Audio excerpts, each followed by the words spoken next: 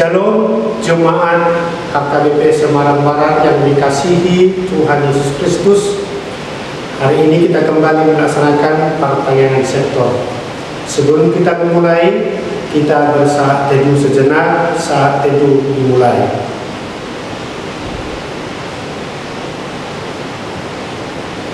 Amin. Kita bernyanyi dari buku ND nomor 557 ayat 1 dan ayat 2.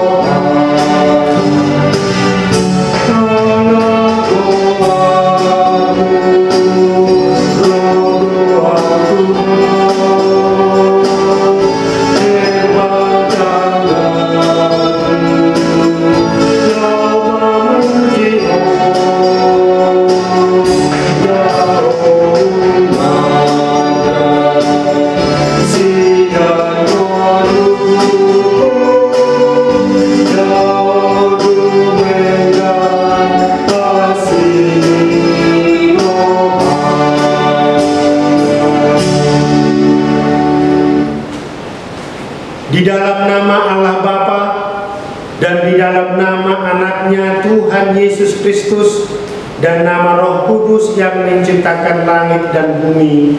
Amin. Sebab jalan-jalan Tuhan adalah lurus dan benar menempuhnya, tetapi pemberontak tergelincir di situ. Haleluya.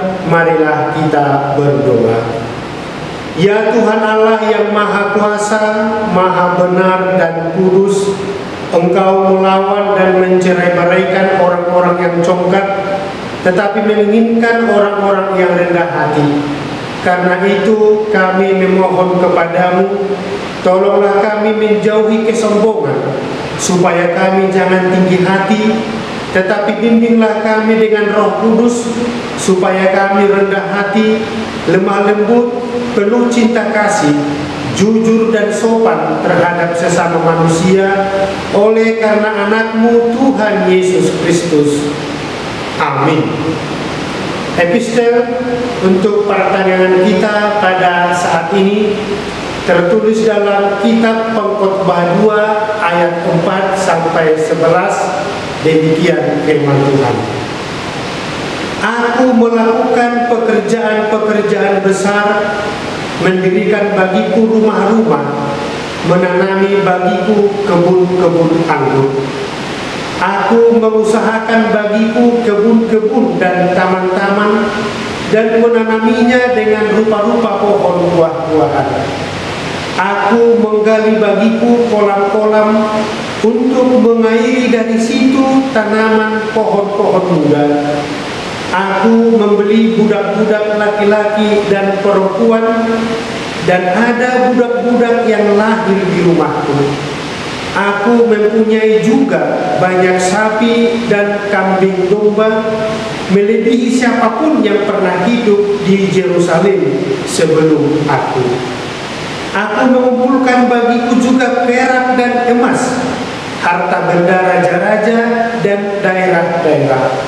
Aku mencari bagiku biduan-biduan dan biduanita-biduanita, dan yang menyenangkan anak-anak manusia, yaitu banyak gundik. Dengan demikian aku menjadi besar, bahkan lebih besar daripada siapapun yang pernah hidup di Yerusalem sebelum aku.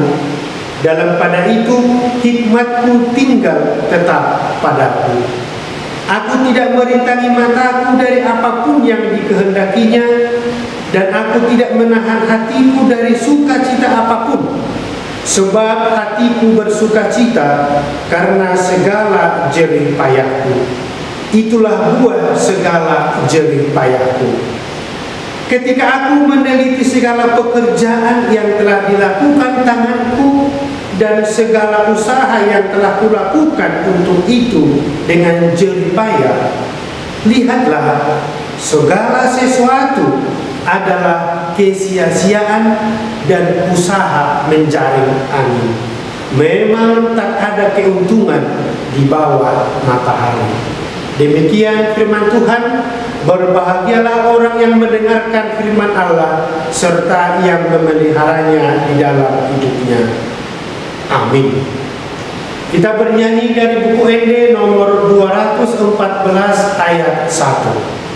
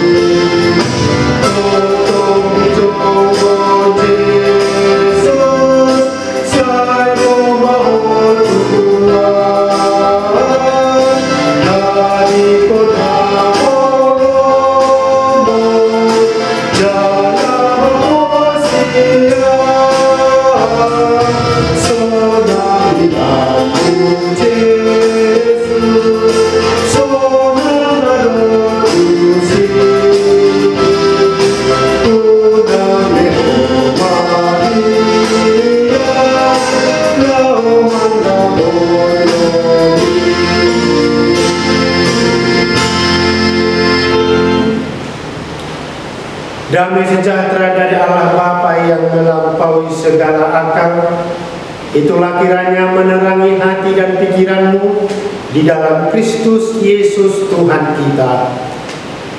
Amin. Firman Tuhan yang menjadi khotbah dalam ibadah pertanyaan sektor pada saat ini tertulis dalam kitab Galatia 5 ayat 19 sampai 21. Kita dengarkan bersama-sama, demikian firman Tuhan. Perbuatan daging telah nyata, yaitu percabulan, kecemaran, hawa nafsu, penyembahan berhala, sihir, perseteruan, perselisihan, iri hati, amarah, kepentingan diri sendiri, percideraan, roh pemecah, kedengkian, kemabukan, pesta pora, dan sebagainya. Terhadap semuanya itu kuperingatkan kamu seperti yang telah kubuat dahulu, bahwa barang siapa melakukan hal-hal yang demikian, ia tidak akan mendapat bagian dalam kerajaan Allah. Demikian firman Tuhan. Saudara-saudara yang dikasihi dalam nama Tuhan Yesus Kristus, firman yang kita dengarkan tadi yang begitu jelas diuraikan oleh Rasul Paulus sungguh sangat nyata menggambarkan suasana dan pola hidup masyarakat di hampir kebanyakan tempat. Mungkin bisa di lingkungan tempat tinggal kita dan juga bisa di tempat kita bekerja. Dan pelakunya bisa juga dari sekitar kita, bahkan pemimpin di tingkat tertinggi dalam berbagai bidang. Banyak hal tersebut dapat kita saksikan terjadi di sekitar kita dan juga di tempat lain yang dapat kita saksikan melalui televisi atau mungkin melalui berita dari surat kabar dan bahkan melalui media sosial yang sangat akrab dengan kehidupan kita sehari-hari. Bahkan lebih parah lagi, hal itu sudah menjadi rahasia umum. Kita lihat, kita ketahui, tetapi kita tidak bisa berbuat apa-apa. Kita mengeluhkan, tetapi kita tidak bisa menghilangkan atau sulit memberikan solusi. Itu karena masalah lingkungan atau masalah prinsip orang yang melakukannya. Kalau kita mencari atau bertanya apa penyebabnya, penyebabnya sangat kompleks dan itu mengandung efek domino. Artinya, kalaupun itu di sekitar kita, tidak semua orang terpengaruh, atau ada yang terpengaruh, tidak tahan menahan diri. Dan beberapa yang kami catat di sini bahwa penyebabnya itu diantaranya salah satunya mulai dari kegagalan membangun hubungan antar sesama. Yang kedua, kegagalan membina keluarga dan anak. Artinya, keluarga yang kurang harmonis, maka anak-anak atau orang tua bisa saja mencari hiburan atau pelampiasan di tempat lain yang bisa terjebak dalam pola perilaku yang disebutkan dalam nats tadi. Bahkan yang ketiga kita katakan kegagalan membentuk keluarga yang mempunyai prinsip hidup dalam takut akan Tuhan secara sungguh-sungguh. Maka hal itu melahirkan suatu generasi yang ragu dasar hidupnya dan sangat rentan terhadap godaan-godaan untuk melakukan hal-hal yang bertentangan dengan firman Tuhan. Bahkan yang lebih jelek lagi, kebiasaan, terbiasa dalam pola perilaku tersebut. Dan akhirnya apa? Manusia itu, hidup manusia itu, hidup kita itu tercampak ke dalam kubangan dosa. Saudara-saudara dikasihi dalam nama Tuhan Yesus Kristus, maka Rasul Paulus dalam nats ini yang ada dijumpai dia dalam konteks hidup jemaat Galatia dan juga menyapa kita saat ini yang sedikit banyak hal itu kita temui dalam masyarakat kita, dalam lingkungan pekerjaan kita. Rasul Paulus menegur umat Tuhan agar tidak lagi hidup dalam hawa nafsu kedagingan. Rasul Paulus menuntut agar manusia hidup di bawah pimpinan Roh Kudus. Sebab ketika hidup dalam kedagingan, maka manusia hanya akan menghasilkan berbagai perbuatan dosa yang tidak berkenan di hadapan Allah.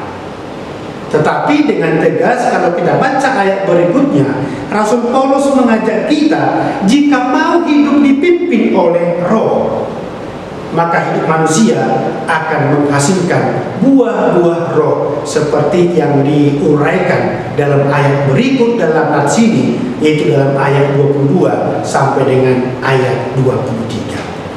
Bapak, Ibu, saudara-saudara yang dikasihi dalam nama Tuhan Yesus Kristus, ketika kita sudah memilih hidup di dalam Kristus, maka kita harus bersedia meninggalkan godaan-godaan kedagingan dan harus bersedia hidup dipimpin oleh Roh Kudus.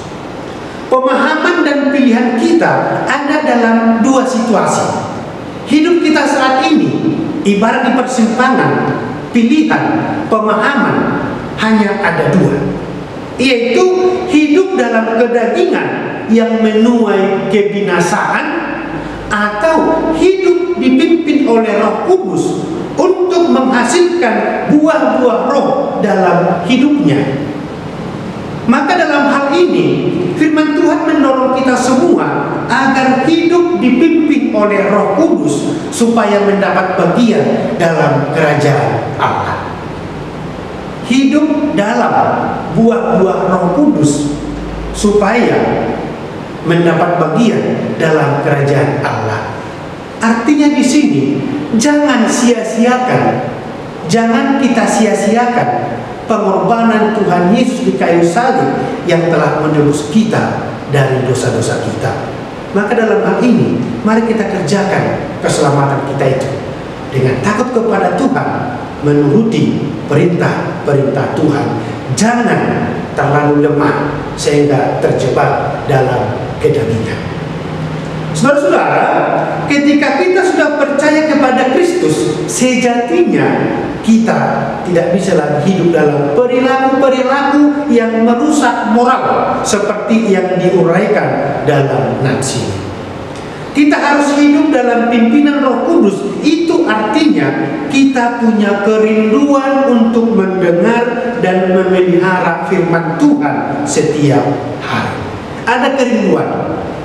Ketika ada kerinduan untuk mendengarkan, bersekutu, merenungkan firman Tuhan setiap hari, maka pengaruh atau godaan kedagingan itu bisa kita kalahkan.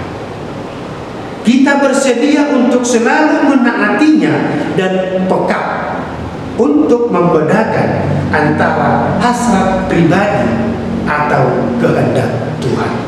Satu-satunya bekal bagi kita dengan tekun bersekutu dengan firman Tuhan, maka pengaruh atau kuasa kedagingan itu bisa kita taklukkan dan kehendak Tuhan dapat kita laksanakan.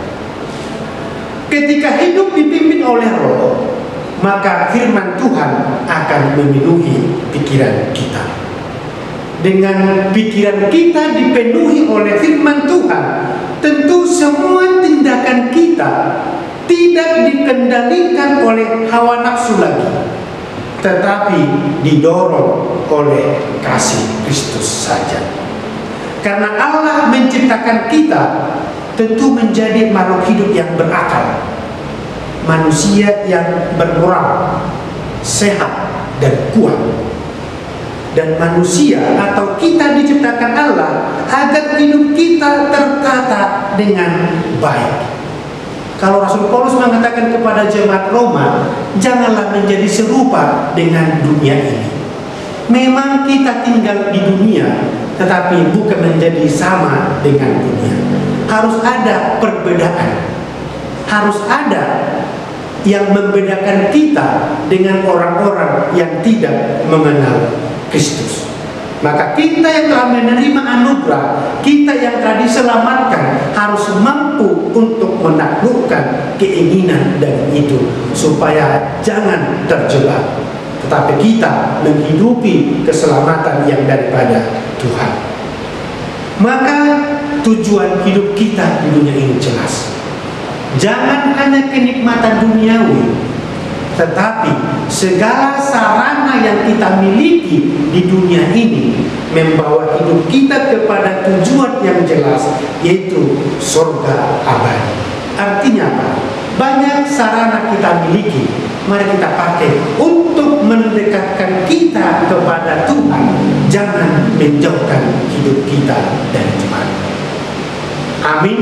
Kita berdoa. Terima kasih Bapa di surga, dengan sapaan firman-Mu pada hari ini. Kami menyadari Tuhan, di sekitar kami sungguh banyak perilaku-perilaku yang bertentangan dengan firman-Mu.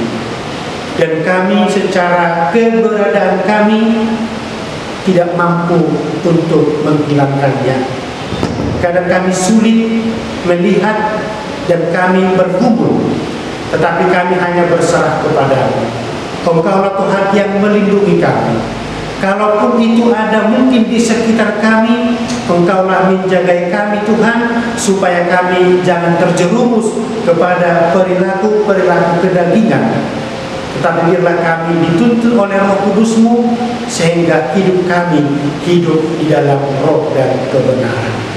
Kuatkan iman kami Tuhan, untuk tetap setia mendengarkan firman-Mu, setia melakukan firman-Mu, dan kami tetap rindu untuk bersekutu dengan Engkau, sehingga kami mampu mengalahkan godaan-godaan kedagingan di dalam kehidupan kami. Terima kasih Bapa. Inilah kami Tuhan, jemaat-Mu yang bersekutu malam ini.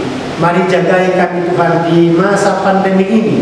Apalagi Tuhan, kami sungguh menyadari di tempat kami ini masih zona merah. Engkaulah Tuhan menjagai kami di dalam setiap aktivitas kami, supaya kami tetap dalam keadaan sehat, jauh dari terpapar dari virus corona ini. tetapi kami tetap dalam perlindungan-Mu dan kami tetap bersukacita melaksanakan aktivitas kami. Ampuni segala dosa-dosa kami Tuhan, agar kami layak di hadapan-Mu. Dalam nama Yesus Kristus kami berdoa kepada-Mu. Amin. Kita bernyanyi dari buku ND nomor 476 ayat 1 dan 2 sambil mengumpulkan persembahan.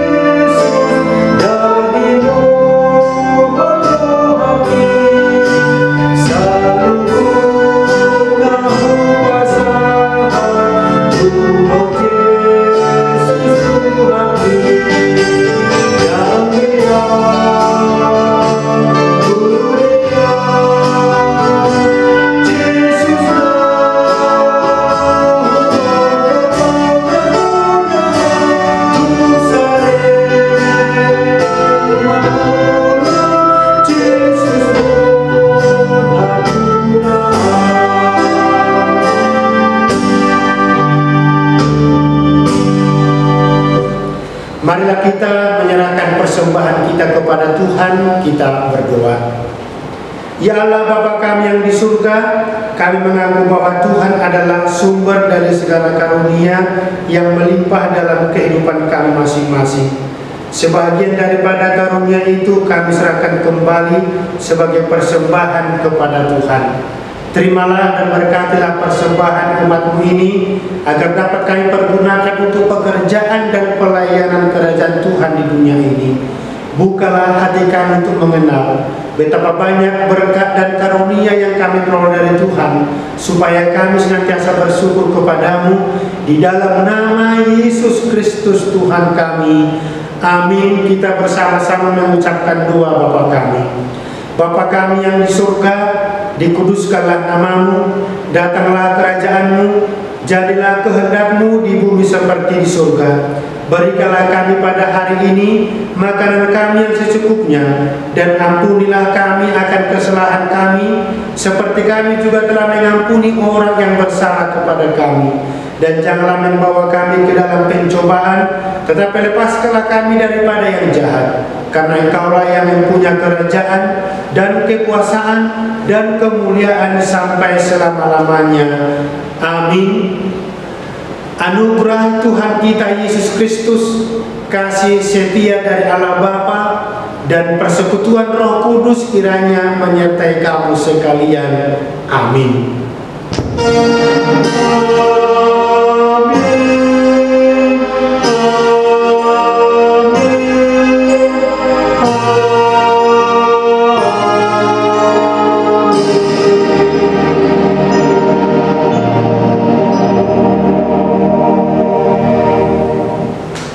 Demikianlah ibadah pertanyaan sektor untuk kita pada saat ini. Tuhan Yesus memberkati kita semua. Shalom.